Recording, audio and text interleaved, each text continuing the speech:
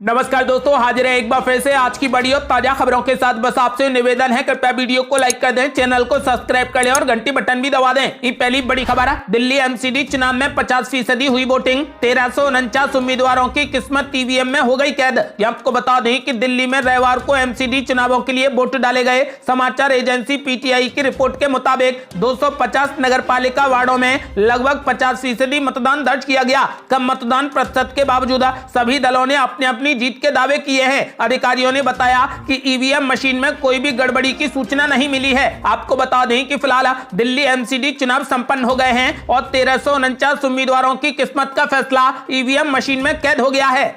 अगली बड़ी खबर, गुजरात चुनाव की अग्नि परीक्षा का आज हो रहा फाइनल। दूसरे चरण के लिए डाले जा रहे वोट। आपको बता दें कि गुजरात की 93 विधानसभा सीटों पर आज दूसरे चरण के लिए मतदान हो रहा है। इसके लिए बीजेपी ने प्रचार अभियान में पूरी ताकत झोंक दी। कांग्रेस नेता भूपेंद्र सिंह हुड्डा ने भी कहा कि 8 तारीख को चौंकाने वाले नतीजे सामने आएंगे। अब दूसरे चरण के चुनाव में आखिर किसकी किस्मत खुलेगी, ये तो आने वाला वक्त ही बताएगा। फिलहाल कांग्रेस, आम आदमी पार्टी और बीजेपी अपनी अपनी जीत का दावा कर रहे हैं। आपको बता दें कि आम आदमी पार्टी ने दावा किया है कि इस बार गुजरात में आम आदमी पार्टी की सरकार बनेगी, तो वहीं कांग्रेस भी कह रही है कि इस बार पूर्ण बहुमत से कांग्रेस पार्टी गुजरात में सरकार बनाएगी। वहीं बीजेपी एक बार फिर से सत्ता में वापस काबिज होने के लिए दम भर रही है। आखिर देखना होगा कि इस बार बीजेपी या कांग्रेस पार्टी या फिर आम आदमी पार्टी कौन बाजी मारता है। आपका क्या मानना है, इस बार गुजरात में किस पार्टी की सरकार बनने जा रही है? अपनी राय हमें वीडियो लाइक कर कमेंट बॉक्स में जरूर दें।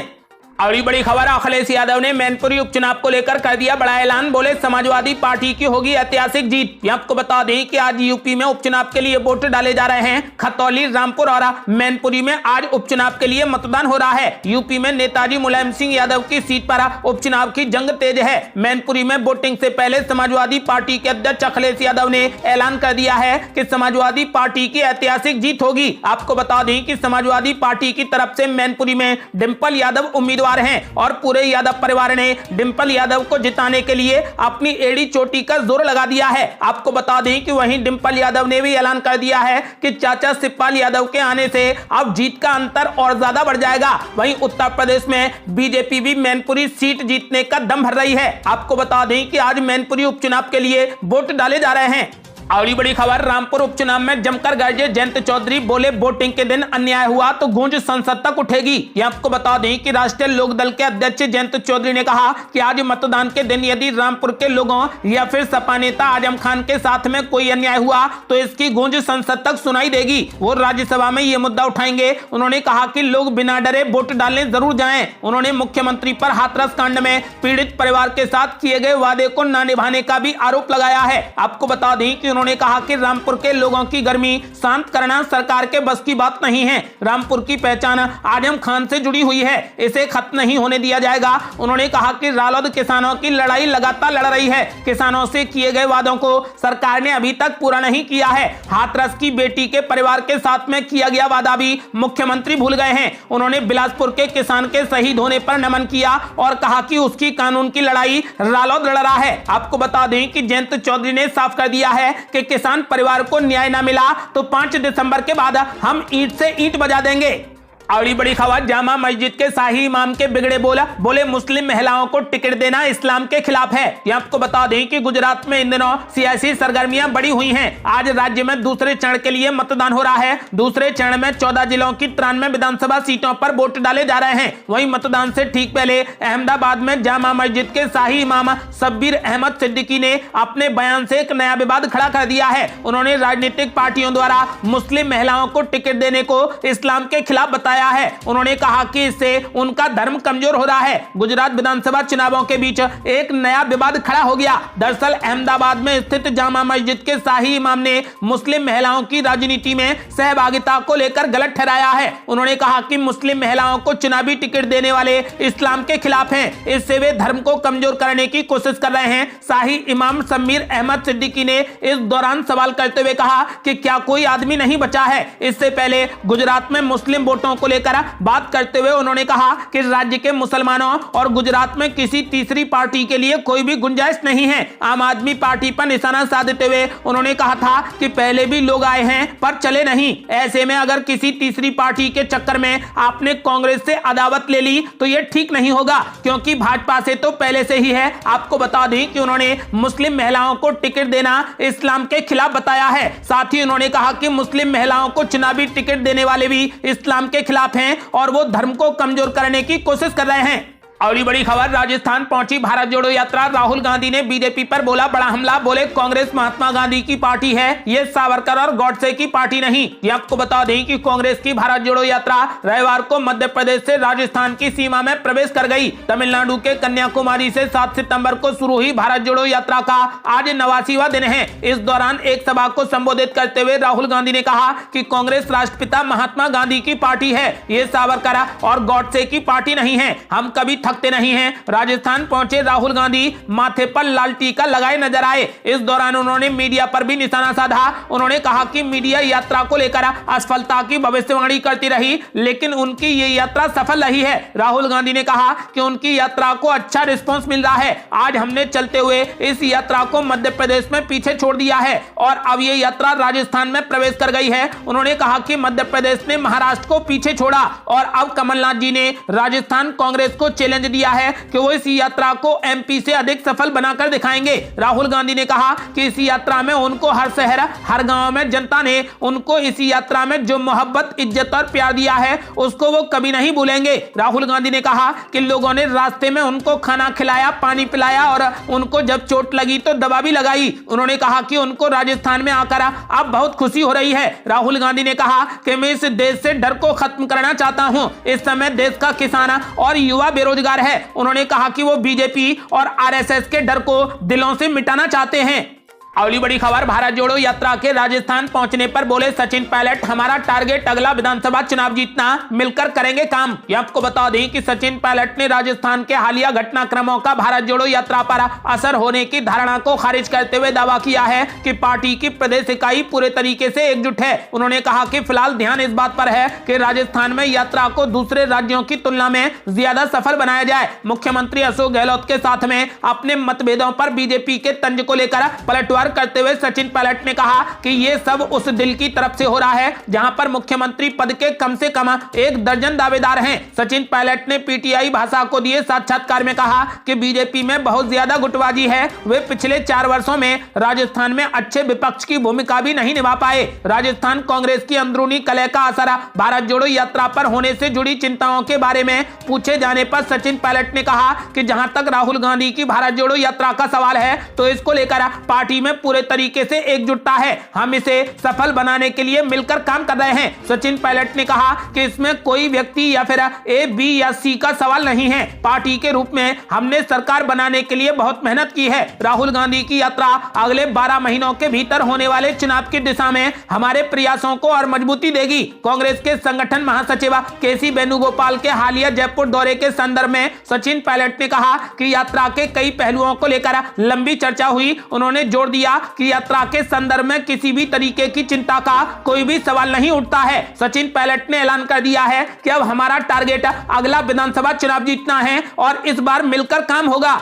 अगली बड़ी खबर, अब हाथ से हाथ जोड़ो अभियान चलाएगी कांग्रेस पार्टी। संसद के शीतकालीन सत्र में भाग नहीं लेंगे राहुल गांधी। ये आपको बता दें कि कांग्रेस के राष्ट्रीय अध्यक्ष मल्लिकार्जुन खड़गे द्वारा गठित कांग्रेस संचालन समिति की पहली बैठक रविवार को संपन्न हो गई। इस बैठक में पार्टी के शीर्ष नेताओं ने प्रमुख संगठनात्मक मामलों पर चर्चा के अलावा अपने पूर्ण सत्र के कार्यक्रम और स्थान पर विचार विमर्श किया। बैठक में शामिल होने वालों में कांग्रेस अध्यक्ष मल्लिकार्जुन खड़गे, पार्टी की पूर्व प्रमुख सोनिया गांधी, राजस्थान के मुख्यमंत्री अशोक गहलोत, उनके छत्तीसगढ़ समकक्ष भूपेश बघेल, वरिष्ठ नेता पी चिदंबरम, आनंद शर्मा, मीरा कुमार और अंबिका सोनी शामिल थे। कांग्रेस सांसद केसी वेणुगोपाल ने कहा कि कांग्रेस संचालन समिति की बैठक में हमने 2 विषयों पर चर्चा की। पहला, हमारी पार्टी का पूर्ण अधिवेशन है जिसे हमने फरवरी के दूसरे पखवाड़े में आयोजित करने का निर्णय लिया है। ये 3 दिवसीय सत्र होगा जो रायपुर छत्तीसगढ़ में आयोजित किया जाएगा। दूसरा, हमने भारत जोड़ो यात्रा के लिए भविष्य की कार्यवाही की समीक्षा की और चर्चा की। हमने 26 जनवरी से बड़े पैमाने पर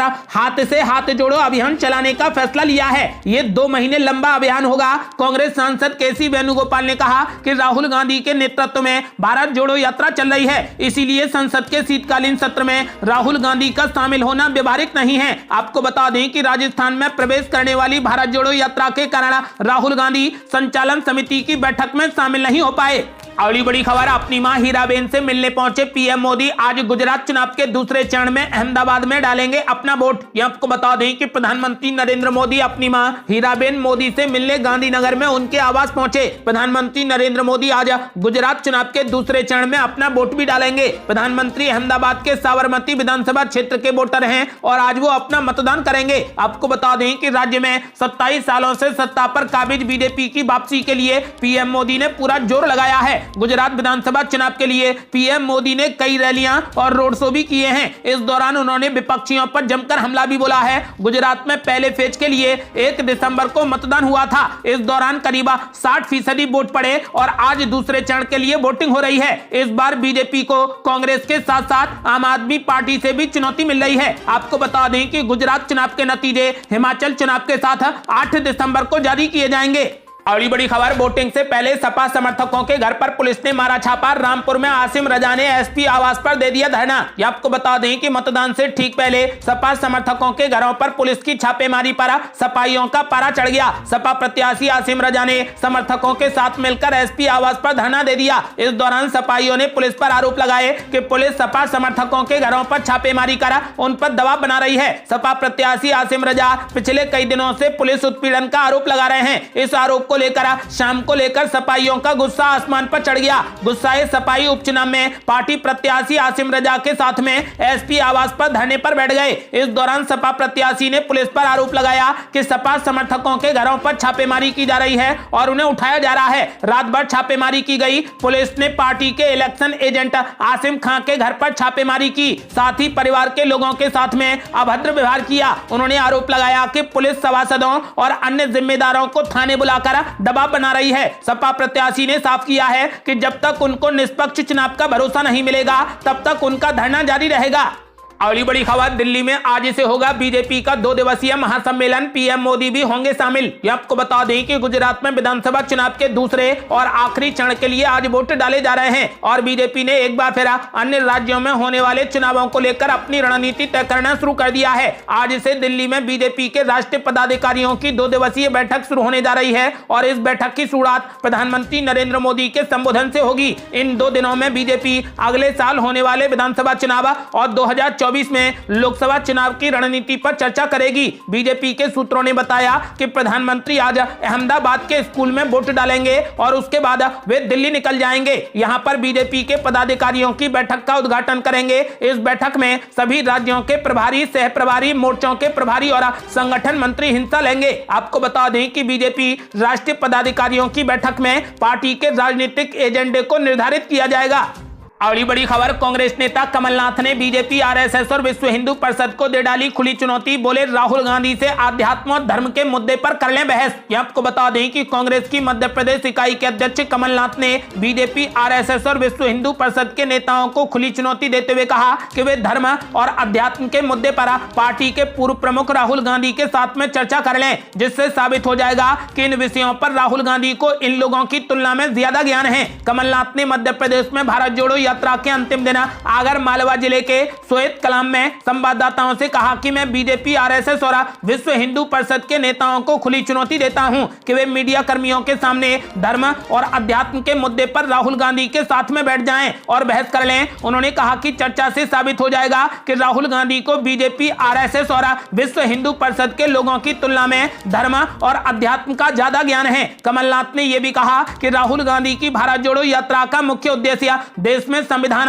और संस्कृति को बचाना है। उन्होंने कहा कि यात्रा ने 23 नवंबर को पहली बार किसी हिंदी भाषी क्षेत्र मध्य प्रदेश में प्रवेश किया और राज्य में से लोगों से भारी समर्थन मिला। कमलनाथ ने कहा कि भीड़ को देखकर मुझे ताज्जुब हुआ। राज्य के सुदूर इलाकों से जो लोग आए, हमने उन्हें आने के लिए आदेश नहीं दिया। ये इस यात्रा की सफलता को साबित करता है। आपको बता दें कि कमलनाथ ने बीजेपी, आरएसएस और विश्व हिंदू परिषद को खुली चुनौती दे दी है और उन्होंने कहा कि आरएसएस, बीजेपी और विश्व हिंदू परिषद, धर्म और आध्यात्म के मुद्दे पर राहुल गांधी से बहस कर लें, वो इन सब में सबसे आगे हैं।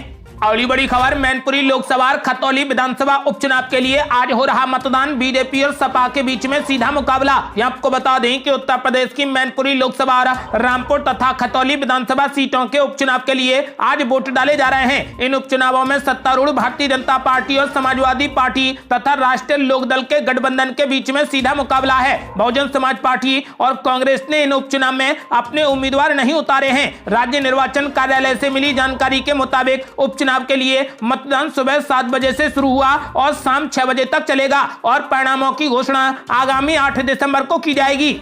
अगली बड़ी खबर, योगी आदित्यनाथ के मंत्री ने अखिलेश यादव पर बोला बड़ा हमला। बोले समाजवादी पार्टी का विलय यदि वो बीजेपी में करें तो बीजेपी उन्हें मंत्री बना सकती है। ये आपको बता दें कि यूपी सरकार में खेलकूद राज्य मंत्री गिरीश चंद्र यादव ने अखिलेश यादव के बयान पर जोरदार पलटवार किया है। अखिलेश यादव ने एक दिन पहले सरकार के दोनों उप मुख्यमंत्रियों को असिस्टेंट बताया और एक उप मुख्यमंत्री को लेकर कहा कि वे 100 विधायक लेकर आ जाएं तो सपा उन्हें मुख्यमंत्री बना देगी। इस बयान पर गिरीश ने कहा कि अखिलेश यादव यदि अपनी पार्टी का भाजपा में विलय कर दें तो भाजपा उन्हें केंद्र में मंत्री बनाने के बारे में विचार करेगी। ये थी अब तक की बेहद बड़ी खबरें। आपका क्या मानना है, इस बार गुजरात में किस पार्टी की सरकार बनने जा रही है? अपनी राय हमें वीडियो लाइक कर कमेंट बॉक्स में जरूर दें। ऐसी ही ताजा और न्यू अपडेट जानने के लिए हमारे चैनल को लाल बटन दबाकर सब्सक्राइब करें और घंटी बटन भी दबा दें। जल्दी मिलते हैं बड़ी अपडेट के साथ, तब तक के लिए जय हिंद, जय भारत।